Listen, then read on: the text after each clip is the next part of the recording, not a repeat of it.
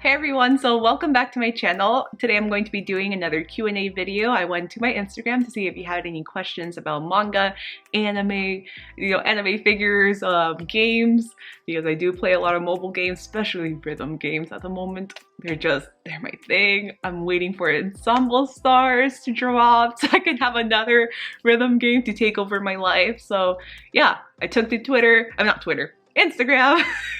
And these are your questions. I am not going to answer everything because I have made a previous Q&A, so any questions that were similar to stuff that was asked in the other video will not be answered, but without further ado, let's jump right into it. So little I can't even say. Okay. So oh my god, Little Bit Weebish, there we go, asked, have you had any manga unhauls recently or didn't like as much as you thought? So no.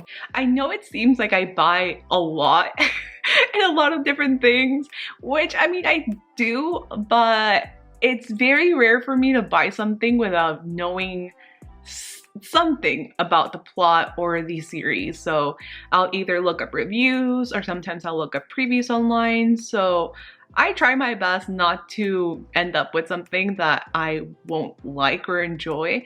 But I have decluttered some manga. Recently I decluttered the Holic omnibuses because I got the singles. So yeah, it's usually because either I'm replacing it with something else, or if I clearly just don't like a series, like in the case of Shiori's Diary, which I decluttered, a few months ago. Yeah, it was something that one I got led on by the hype on Twitter. I bought it, I hated it, so off it went to book off. So yeah, I try my best not to end up with things that I'm not going to like. We got a game question. So which otome games do you recommend? I tend not to play traditional otome games too much because they're very story focused, which is great. I mean, that's the whole element of otome games. It's romance, long stories. You have multiple, romantic male leads. So yeah, it's fun. It's fun. I can do otome games that have a lot of story, like Pio Fiore on the Switch, which is great.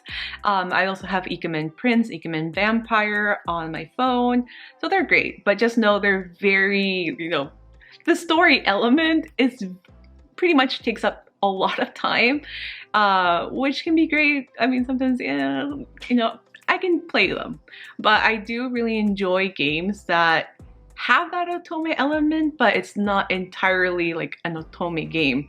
For example, Tears of Themis, which you guys know that I absolutely love. That one is an action otome game, so it does have your, multiple romantic leads. You have the cards that have the romantic moments, but there's also much more interactions. There's the debates, there's the investigations, the main story, the card story, each of the characters' story, the events. So there's a lot to do in Tears of Themis. Utapri is another one that started more as an otome game, then became more of a rhythm otome game. You obviously have you have a lot of romantic leads. It's not super heavy on the romance, but the card stories do have more romantic moments. So if you want some romantic moments with your favorite characters from Starry or Quartet Night, then I would recommend doing the card stories. But I mean, it's mostly a rhythm game, which I absolutely love. So those two would be like my picks, and Pio Fiore on the Switch, which is a you have the Italian mafia. Like, it's interesting, it's fun, but most of the times if I want to read a story, I'll just, pick a manga. What is your hidden gem manga series that you own? Hidden gem? I feel like a lot of them are pretty, well known. Honestly, I still wish more people would read Fiancé of the Wizard. This has some of the most beautiful artwork. It is an isekai, but it's a well-written romantic shoujo isekai. The characters were amazing. I really love the way this wrapped up. It's a complete series with 4 volumes. So yeah, I had no complaints with this. I mean, I obviously wish it was longer. That's my only complaint. For GL, I do have Goodbye My Rose Garden, which is another, I would say, a hidden gem as well. This is a historical drama, based in England in the 20th century. I mean, you have Oscar Wilde, you have characters that you're familiar with if you studied literature or history, but make it a GL. It's absolutely beautiful. The artwork is also stunning, and it's another completed series with just 3 volumes, so I highly recommend it. Recommendations for shoujo and josei manga that are 50 plus chapters long. I believe Fotokoi is longer than 50 chapters. I am not entirely sure. Since I buy the volumes, I don't really pay attention to the chapters. Love of Kill, I believe, is also well above 50 chapters by now. That's amazing. Highly recommend. If you don't have the manga, at least watch the anime. It's great. It's a shoujosei. It has been published in a josei website, but it also has been published physically in a shoujo magazine, so there's that. Then we have Queen's Quality would be great, Kimi to Loke. I mean, a lot of these are easily over 50 chapters long. Skip Beat? Yeah, definitely Skip Beat. You have 286 chapters. Plenty to read. Plenty to read. Oh, Shihaya Furu as well. I mean, that's another one like Skip Beat. You have a lot to read. Current new favorite smut manga. Honestly, I don't have anything. I have not read much smut recently. I know, shocking, I know. So it's mostly been just keeping up with titles like Fire in His Fingertips. We have Tano Renai, Nanka de Kikonai as well. That released a new chapter not too long ago. But yeah, I've been mostly reading new releases that aren't smut related. And Requiem of the Rose King, which is insanity, drama, tragic. It's a lot of things bundled into one series. So hopefully, I mean, we will start getting some smut in the summer thanks to 7 Seas. I had pre-ordered all of these, so please don't come at me for the whole union thing. So yeah, we'll get more smut this summer. I'm looking forward to it.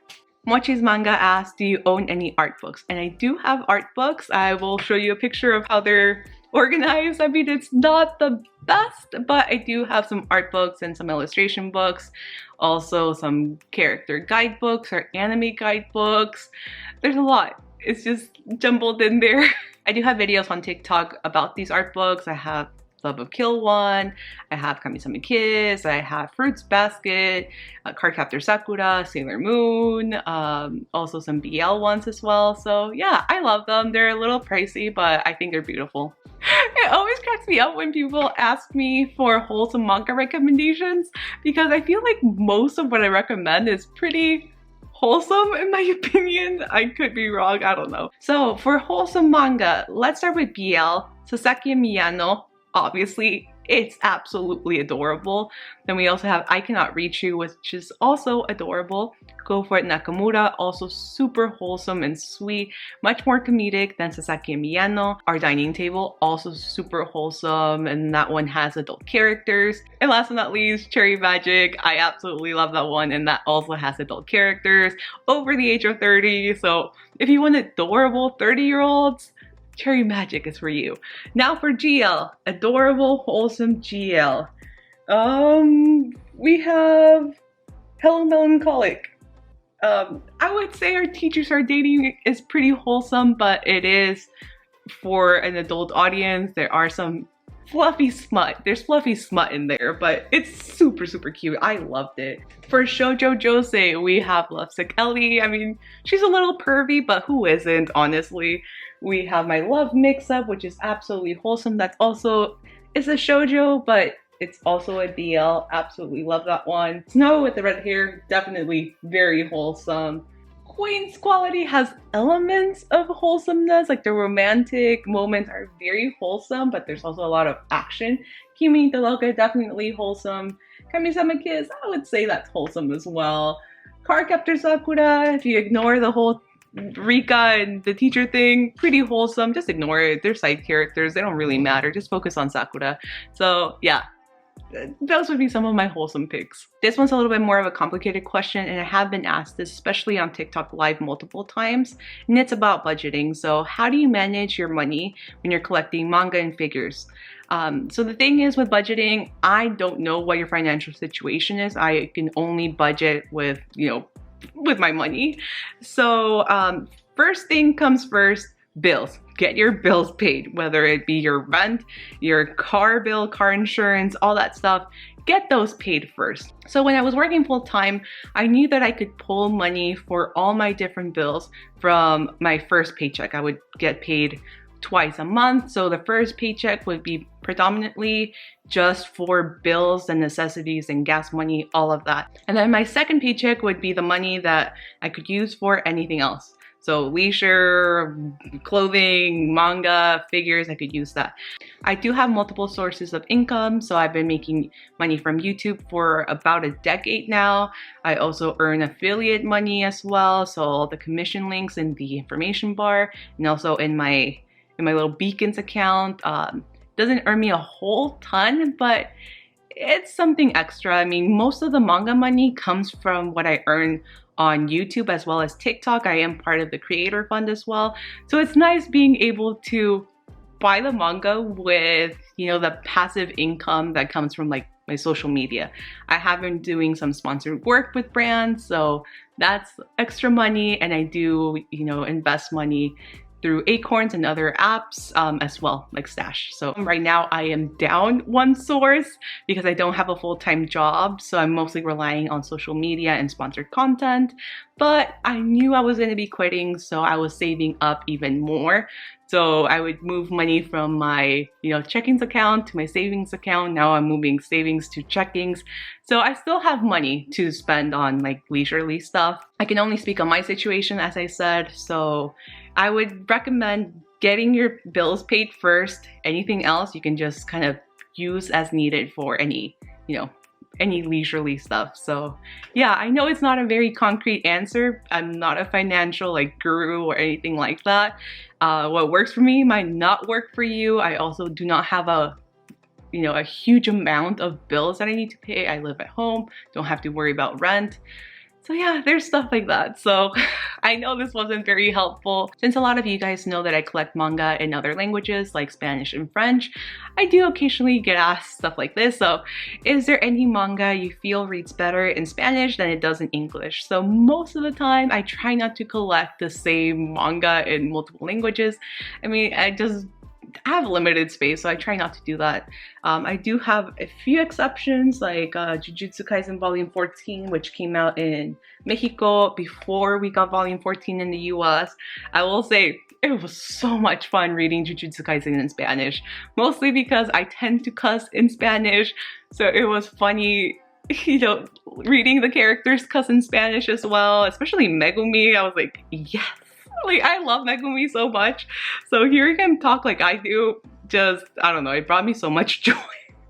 Only I would find joy in Megumi cussing in Spanish like I do, but I did. That being said, I don't feel like it reads better. I mean, they read the same, and both of them brought me joy, but yeah, and both of them are fun reads. What else have I read in Spanish and also English? I feel like that's it. Because other series like Lovely Complex, this will be my first time reading it in Spanish. Strovech will be the first time reading it in Spanish. I do have a few volumes that I've read in French and also fan translations in English, like Hanu Switch. Obviously, I do prefer the French just because it's an official, much more cleaned and polished translation compared to the fan translations online. I mean, for me, it's like, it's the same thing. It's the same story, just a different language. Have you watched the anime Eden of the East? I have not. I am not even familiar with it. When it comes to anime, this is why I'm not an anime only account, because I literally suck at keeping up with anime. I am so much better at reading manga, but yeah, I have not watched many series. I just don't have the patience for it most of the time. Some of your all-time favorite mangas. Love you. Love you too. So whenever I get questions like this, it always makes me laugh because in my head I'm like, I mean, you know the obvious answers, Swen Soap with a koi in the back, like, Yeah, like what other mangas apart from those two would you mention? But I will always mention Sweat and Soap and Watakoi. I love them for a reason. So apart from those series, Kimi ni Toloka would be up there. Snow Boy with the Red Hair would be up there. Queen's Quality is getting up there as well. I absolutely love Queen's Quality, and I have spoken about it multiple times on my TikTok. When it comes to Shonen Spy Family, super good. I'm so happy with the way the anime is adapting the story and how much hype it's been getting. Jujutsu Kaisen I also really enjoyed. Mao, I mean, I grew up watching Inuyasha, so Rumiko Takahashi holds a very special place in my heart. It was the first like non-Sailor Moon anime, and not non-Pokemon anime as well, that I got really into. So Mao just feels nostalgic, but it's also new and exciting, so I have to mention that. Donuts Under Crescent Moon, yes. Cherry Magic, yes. Given, Sayonara Game, those would be like some of my all-time favorites. Oh, Something's Wrong with Us too. Perfect World, those two as well. Ah, Chiba Wolf. Okay, so we'd love to hear tips and tricks about success on TikTok. So, I'm so happy. I love your content. So, I will say with TikTok, the algorithm is very hit or miss. Right now, it's been treating me nicely. Other times it'll be like crickets, like it's just not pushing out the content. The algorithm can be very wishy-washy, but you just have to push through and keep posting. So consistency is key.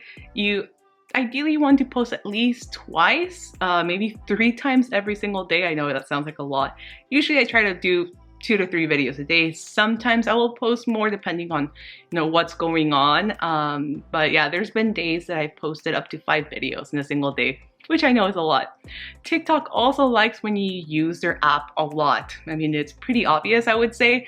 So using features like their live, whenever you go on TikTok live, for some reason the algorithm will start pushing out your content to people's FYPs in the following page.